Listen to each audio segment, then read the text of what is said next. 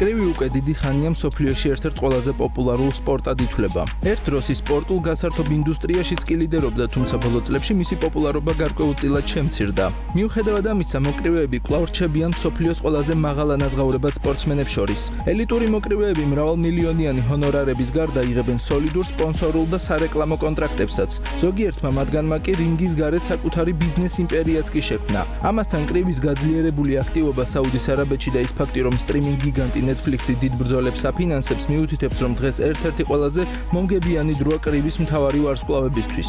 დიდი ბრძოლების მონაწილეები ფინანსურად ძალიან კარგად არიან უზრუნველყოფილი, რაც აისახება იმაშიც, რომ თანამედროვე ეპოქის არაერთი მებრძოლი Sports Illustrated-ის სიაში ყველა დროის ყველაზე მდიდარ მოკრივეთა შორის მოხვდა.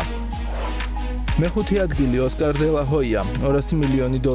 დე ლა ჰოია ერთ-ერთი პირველი იყო, ვინც მიხვდა, რომ კრივში ფული მხოლოდ ბრძოლებში არ იშოვება. მთავარი არის ბრძოლების ორგანიზება და მენეჯმენტი.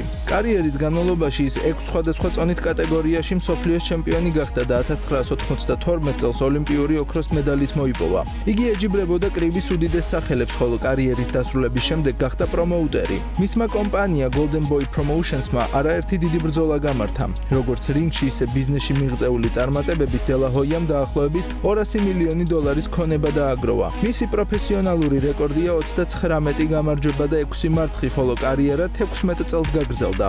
6 წონით კატეგორიაში 11 ჩემპიონობა მოიპოვა და 2014 წელს Sports Illustrated-მა წლის პრომოუტერად დაასახელა. მეოთხე ადგილი მენი პაკიაო, $220 მილიონი.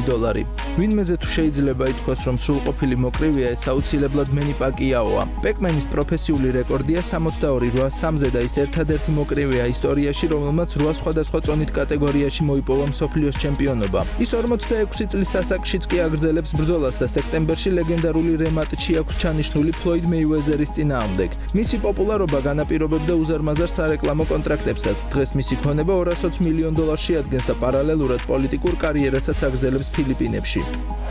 მესამე ადგილი კანელო ალვარესი, $300 მილიონი.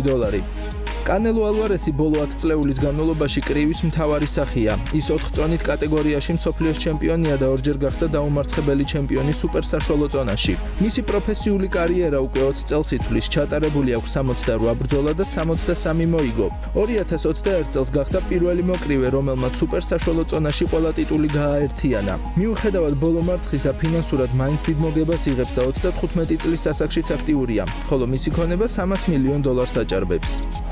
ჯორჯ ფორმანის $300 მილიონი. ჯორჯ ფორმანის ქონება, რომელიც 2025 წლის მარტში გარდაიცვალა, გარდაცვალების მომენტში $300 მილიონად იყო შეფასებული. მან კრივში 76 გამარჯვება მოიპოვა და ოლიმპიური ჩემპიონიც გახდა. 45 წლის ასაკში გახდა ისტორიაში ყველაზე ასაკოვანი მძიმე წონის მსოფლიო ჩემპიონი. თუმცა მისი შემოსავლის დიდი ნაწილი მოდიოდა ბიზნესიდან, განსაკუთრებით ცნობილი ჯორჯ ფორმენ გრილიდან, რომელიც ამერიკაში ერთ-ერთ ყველაზე წარმატებულ პროდუქტად იქცა. პირველი ადგილი ფლოიდ მეიუეზერი, $400 მილიონი.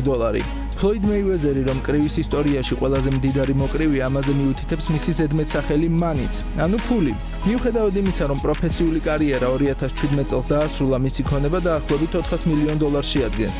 მისი რეკორდი იდეალურია, 50 გამარჯვება და 0 მარცხი. დაამარცხა ისეთი ვარსკვლავები, როგორებიც არიან მენი პაკიაო, კანელო ალვარესი, კონორ მაკგრეგორი და სხვები. 5 წონით კატეგორიაში გახდა მსოფლიო ჩემპიონი და მოიპოვა 15 მთავარი ტიტული. მიმდინარე წლის შემოდგომაზე ის პროფესიონალურ კრივში ბრუნდება და საკუთარ რეკორდს ნაცნობი მეტოქის მენი პაკიაოს წინააღმდეგ დადებს სასწორზე.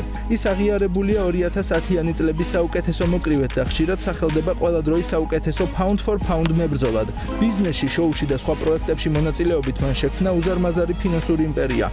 მეტსახელად მანი კი სრულად ამართლებს თავის სტატუსს.